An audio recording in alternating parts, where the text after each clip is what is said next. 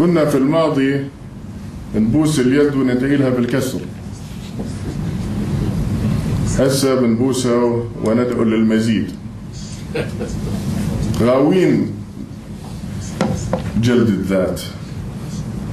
70%, ladies and gentlemen, of American faculty members are not of American origin. There are more Arabs in faculties in the United States than there are Indians, Chinese, or other nationalities. Many take on American nationality. Many of the Arab world's best thinkers used to exist in exile. Over the past few decades, more and more have chosen to move abroad by choice. And in Jordan, 70% of those studying at our universities are there by assisted grant. 30% are there on competence. So how in God's name is all of what I'm saying about quality ever going to be realized unless and until all of you point out that through a changing reality, that our tragic faults will not further economic progress. We are told that despite violent spasms of reluctance, Arabia is moving forward, even if it does not quite seem to be kiltering on the edge of the abyss.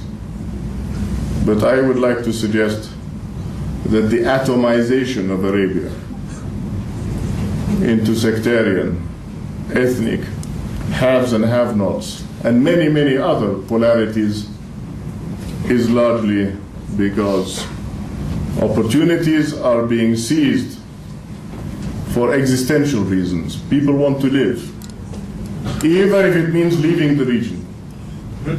They want to survive. But I'm talking about opportunity as a key in the context of regional commons, of public good.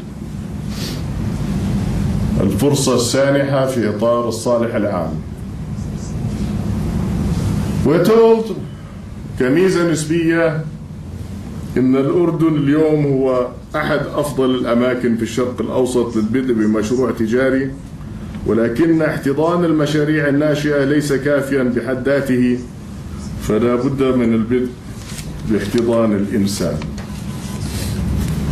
ومقارنة مع مناطق أخرى من العالم، فإن الدول العربية تدرب عددا أقل من العلماء والمهندسين، وهي تخصصات يدرسها 1 من أصل 20 من طلاب الجامعات، وهي بالتالي تنتج عددا أقل من الإصدارات العلمية وبراءات الاختراع والتقنيات المتجددة.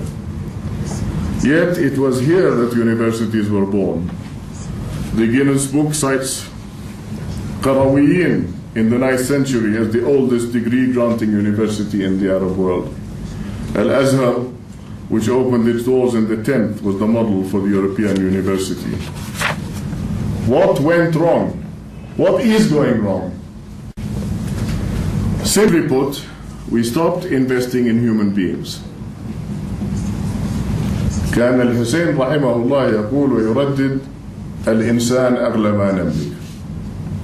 أن نستثمر قدرات الإنسان من خلال مركز كاليوم كمركز إدارة القوى البشرية أو تنمية القوى البشرية.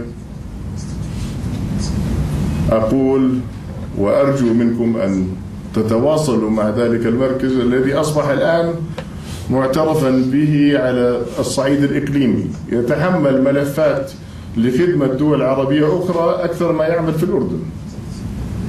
أقول إن تأسيس مرصد للقوى البشرية Human Resource Information Database يوفر للطلاب والباحثين عن فرص العمل، أرباب العمل، صناع السياسة، والسوق الذي هو مفتاح أساسي سوق العمل. المعلومة في وقتها قد تكون مثل هذه الخدمة أكبر إجراء منظم لحياتنا وحياة من حولنا من الأقطار العربية والمجتمعات الحية. This kind of information sharing is not simply good for business, it is good for governance.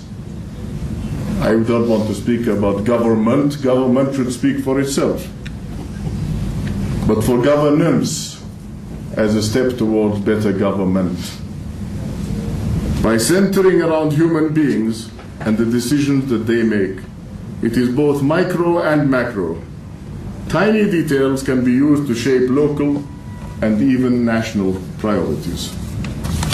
I've said for decades that an absence of information upon which we can build empirical knowledge has been holding this region back. Information used to be a form of security. المعلومة كانوا يصفوها بأنها قوة. اليوم أعتقد أننا نستطيع أن نصف بكل راحة بال الجهل بأنها أصبحت شكل من أشكال القوة. الجهل قوة.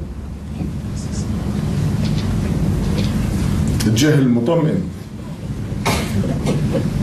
كنا نحكي عن الأنيمالية في الماضي، أنا مالي. ولكن المعلومة لها ميزة أنها تغذي السياسة، أي البرنامج متوسط وبعيد المدى. لا أتحدث عن السياسات تمتمت الصالونات، ولكني أتحدث عن السياسة. It can be used in all sorts of ways. أتحدث عن المعلومة والمعرفة.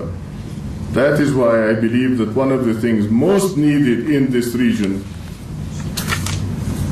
is trilateral cooperation. التعاون الثلاثي المبني على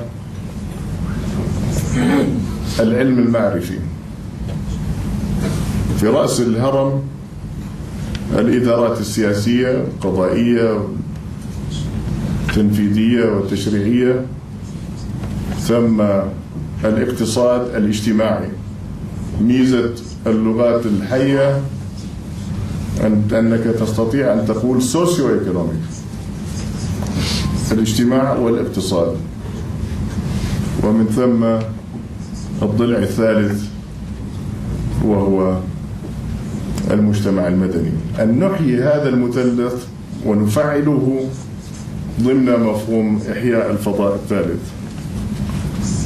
عندما أقول اللغات الحية، اللغة العربية دخلت الأمم المتحدة، برافو، ولكن ماذا حققنا في تطوير وتعميق فرص المتعلمين الأحداث من أن لا يشعروا بأن تعلم اللغة العربية هو تعلم للغة غريبة.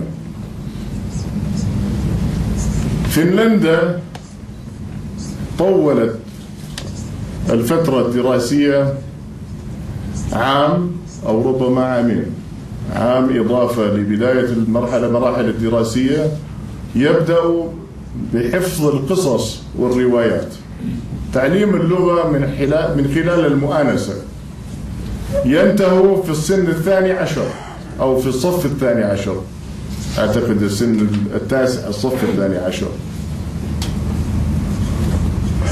ويفترض أن الإنسان قد تعلم لغتين.